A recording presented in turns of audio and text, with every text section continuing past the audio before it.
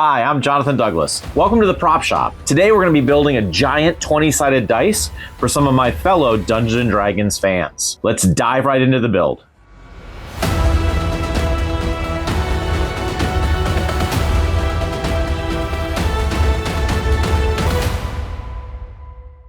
As a D&D player, I'm super excited to see Dungeons & Dragons Among Thieves at Regal Theaters on March 31st. The movie looks to capture all the excitement, the thrills, the humor the D&D players experience on game nights. And what better way to celebrate D&D coming to the big screen than to build an epically huge 20-sided die that the game is famous for. A D20 is actually a platonic shape called an icosahedron, and that's made up of 20 equilateral triangles. The tabletop version of that is an inch in diameter, but we want to build one that is 4,000 times that size. So we have to think about what kind of material to use. We need something that's flexible enough to take a roll, but still rigid enough to hold its shape. And luckily, EVA foam is the perfect stuff for that. Like all dice, the D20 has numbers on each of its sides. And there's no hard fast rule about which numbers go on which sides, but a general rule is that opposite sides total up to 21. So if you look at the 12 is opposite the 9. We've done ours to match the little tabletop version. We have to figure out how we're going to get this design onto the actual foam. Now, I have a general rule when it comes to constructing things, and that is if you can use a laser, use that option. And luckily for me, I have a friend with a laser. We did a bit of design work, and then we cut out with the laser both the numbers and the heptagon, and also etched in the design that you see on the faces. So I wanted to walk through the steps it takes to prepare each side in order to get each of these sides prepared to be connected. Part of this is etched, and part of this is cut through. We cut the center out so that we can go ahead and create kind of a beveled look to the numbering. To get this piece in its final form, we take the laser cut sections. This is cut out and ready. We'll set that off to the side. We also have to cut this heptagon out. We've waited to cut this out and not used the laser because the laser takes a lot of material out. So you saw this kind of easily fell through. We want this piece to be a little tighter, so we're hand cutting this. So on each of the 20 sides, we use a very sharp X-Acto knife and cut where our laser etched lines are. So we can go ahead and remove this with almost no material loss. So this will be a nice tight fit of these edge pieces. Once we get this fully released all the way around, including the corners, and this piece also pops out. We'll set this aside for a second. Now, in order for us to get these to be at the right depth and consistent across all of them, I've created spacers. So we're going to go ahead and inset one of these spacers that's the right depth. Flip this over and stick it down in there. So now this is always the same depth. Then the number will fall all the way to the ground, which is then going to be offset correctly when we're finished. We take some hot glue and run it around this edge, which will go ahead and hold it in place.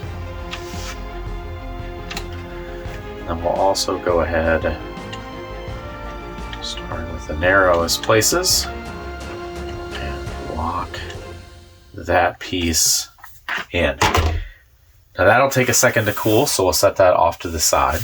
Number 1 that we've already completed, that's already been glued and is cooled. We can take out our spacer, so now you can see that the number 1 is offset. Now we have to put this into its background. And to do that, we don't want it as deep as this. So we have another size spacer that we'll go ahead and put around that. Turn upside down and press it down. Now we'll go ahead and just glue down that edge. This piece will go to cool down, and we'll repeat with the next section. Cool down, the whole offset done. Take off that spacer, and the next step is to heat seal this. Now, this is closed cell foam, but closed cell foam still needs to be heat sealed to give the surface less pores to get the paint into. This will make it a lot easier for us to prime and paint. We take our heat gun,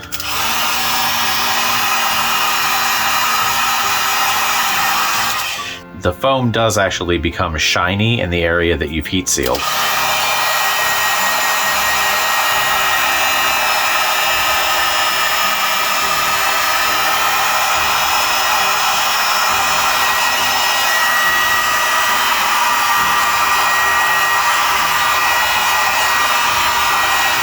It's important to go ahead and know the tolerance of the foam, because too much heat can go ahead and warp or even shrink the EVA foam.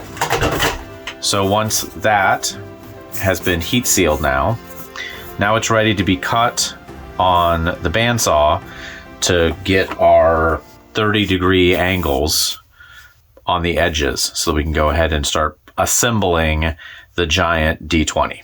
So those are the steps that we take for every single one of the sides, all 20 on each of the dice that we're building. We're left with basically putting the pieces together. After preparing the sides, we move to assembly. Each piece is glued together using quick set super glue, although contact cement would also work well. All seams are reinforced with hot glue on the inside to give them more stability. A reference dice is used to ensure all sides are in the correct position and orientation. And finally, we put a wire through the dice so it can be hung for painting. Priming EVA foam, I use Plasti-Dip, which actually rubberizes the surface and seals the EVA. Then we use an adhesive promoter, and that's a product that you get at auto parts stores for like painting acrylic paint onto rubber bumpers. And then we put the final base coat of color onto the object. After the base coat of paint is done, we start the detail work. And that starts with filling back in all of the etched areas with black, wiping away all the extra. Then for the numbered areas, I really wanted the deepest inset part to have a black matte stippled look, and then all the edges to also be black so that the gold trim we're gonna put on at the end really pops. This took some extra time, but I think that it helps that final look. Again, we wipe away all the excess, leaving our surfaces that we're gonna come in with the gold real smooth for that last coat. Then we do some weathering, and this basically gives the object to feel like it's been in the world and gotten dirty. And then finally, we put on the gold trim. I normally do latex paints on my cosplays because it retains its flexibility, but in this particular case, to get that super high gloss, beautiful metallic gold look, we went with oil paints. So here's the final product, a larger than life, perfect for the big screen adventure, D20. I'm really happy with the way that all of the work we put in on the details paid off for the whole prop.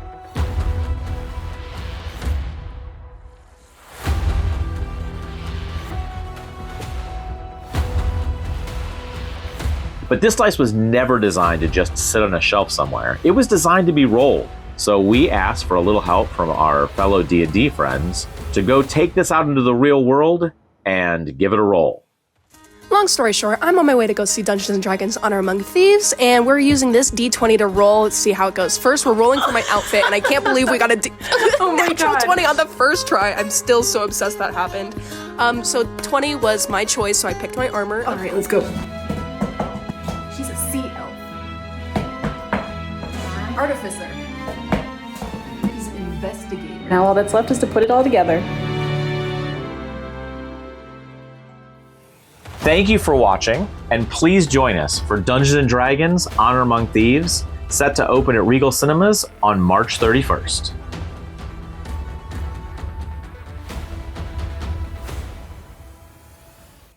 Like all 20-sided dice, each of the sides of this ice, or 18, and a number that I can't